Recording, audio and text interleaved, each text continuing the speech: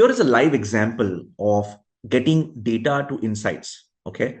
I want to share this very practical example, and this is my own example in the sense that I used to use it on a daily basis or a monthly basis when I was working with a service company. It's called timesheet analysis. As finance professionals, we have to always focus on presenting insights and not data. Now, what do I mean by that?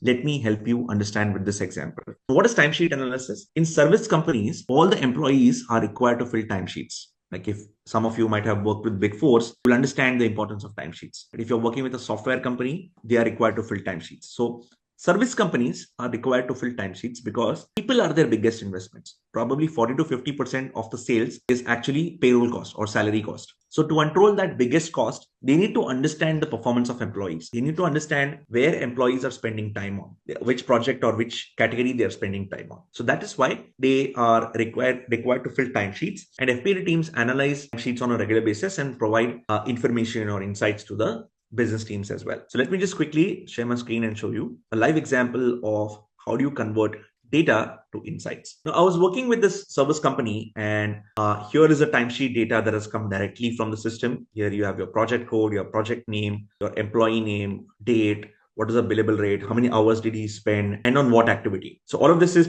available here. Is it a billable time or not billable time?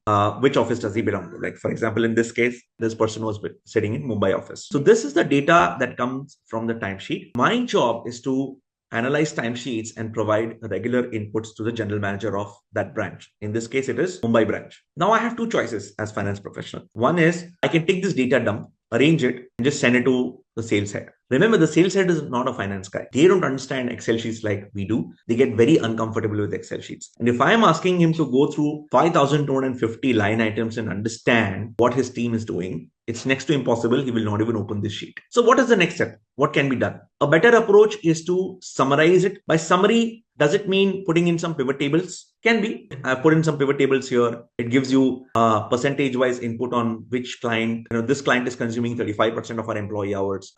This client is consuming 24% of our employee hours. It'll give you some information. I've also broken it down employee-wise that this particular person spent 56% of his time on this client, 18% of his time on this client. He can go employee-wise also, and he can understand it. But still, this is not insight. This is still information. Maybe we can call it organized information. But this is still a lot. In this example, there are about 25 employees. But imagine if there are 250 employees, a pivot table like this, and the sales head has to go to 250 employees' data. It's next to impossible, right? So he won't look at this data. Then it could be project-wise data. Again, if there are 200 projects going on in your company, they won't look at project-level data. For example, in this project, this particular employee spent 10% of his time. Again, this is not necessarily insight. It's more of an organized information. So what can be done? So I worked with the general manager and I asked him that, let me give you some simple format. Let me start reporting by exception. I'll highlight you what the red flags or the amber flags are. And then you can dive deeper into that and understand. Okay, now what do I mean by that? I worked closely with the general manager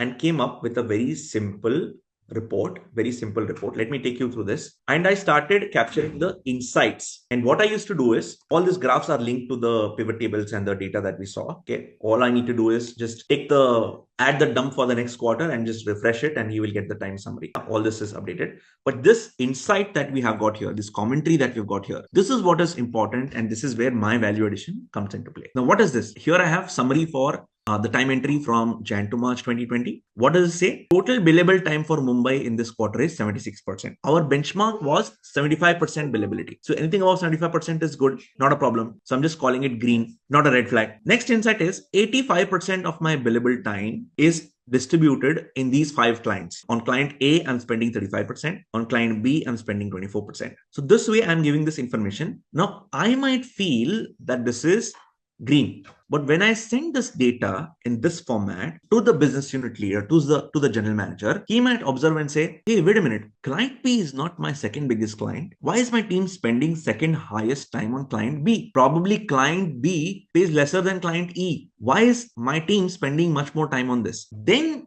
he has an option to go into the details and understand, okay, let me go to client B and understand who's spending what amount of time. Is it something routine feature? Is it something seasonal? Is it there was some extra work or extra project that came from this client in this month? He can understand and ask the right kind of questions and dig into the data further. Whereas if he had to go through these 5,000 lines of Excel sheet, he won't be able to understand any insight from it. So I hope you're understanding the power of coming up with the right kind of insight. Let's move further. Here we have only 5 employees have below 80% billable time for the period Jan to March 2020. So according to me, this is green. An office may have like 40, 50 employees, and out of that, 5 employees are below 80% billable time, which is okay. Again, majority employees have over 80% billable time. This is the same insight. Here, 3 employees spent more than 20% of their time on new business. I'm just capturing all the people who spent more than 20% of their time on admin and new business. This will give the power to the general manager to ask the right question. He can say, hey, wait a minute, this employee is spending 28% of his time on new business, but I had given him X client's responsibility, Y client's responsibility. Why is he not working on those clients? Why is he working 28% of his time on new business? Is it something routine or is it something one time? Is it an exception? So he can go into employee wise data, find out that employee and see where this person is spending time on, and he can speak to that person as well. So this is how giving the right kind of insights will trigger the general manager to ask certain questions